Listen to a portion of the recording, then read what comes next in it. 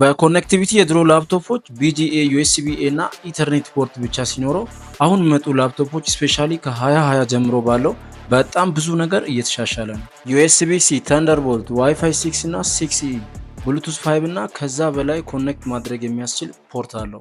ግን ከዚህ ውስጥ ስለ ተንደርቦልት ላወራላችሁ። በጣም ጠቃሚና እንዲሁም ለመልቲ ታስኪንግ ኮንተንት ክሬሽን፣ ቪዲዮ ኤዲቲንግ፣ ጌሚንግ እና 3D ስራዎች የምትሰሩ ከሆነ ላፕቶፓችሁ ደግሞ ይህ ፊቸር ከሌለው እውነት ለመናገር በጣም ብዙ ነገር ታጣላችሁ። ስለዚህ ላፕቶፕ ስትገዙ ግዴታ ቼክ ማድረግ አለባችሁ። ተንደርቦልት ይባላል። ከ1 እስከ 5 ቨርዥን ነምበር አለው። ቨርዥን ነምበሩን በጨመረ ቁጥር የራሱ የሆነ ጥቅም አለው።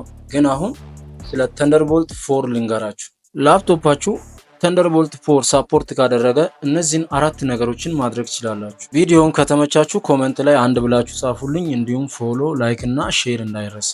አራተኛውም ላፕቶፓችሁ አሪፍ ግራፊክስ ካርድ ከሌለው ኤክስተርናል GPU ወይም eGPU ገዝታችሁ ኮኔክት በማድረግ ለጌሚንግ እና ሪንደሪንግ መጠቀም ያስችላችኋል።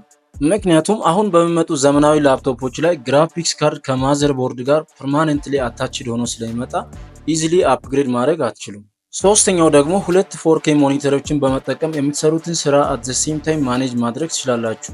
ይህም ደግሞ ለመልቲታስኪንግ በጣም አሪፍ ነው። ሁለተኛውም ዳይሬክት ከኤክስተርናል SSD ኤዲት ማድረግ ትችላላችሁ። በዚህ ሰዓት ተንደርቦልት 4 ላፕቶፓችሁን ዊዛውት ኤኒ ላግ 4K ፉቴጆችን እስከ 32 GB ፐር ሰከንድ PCLA ስፒድ ኦፈር ያደርግላችኋል። ሌላውና የመጨረሻው በሰከንድ ውስጥ ኖት ኤ ሚኒት ከማንኛውም ኤክስተርናል SSD ላርጅ ቪዲዮ ፋይሎችን በሃይ ስፒድ ትራንስፈር ማድረግ ያስችላችኋል።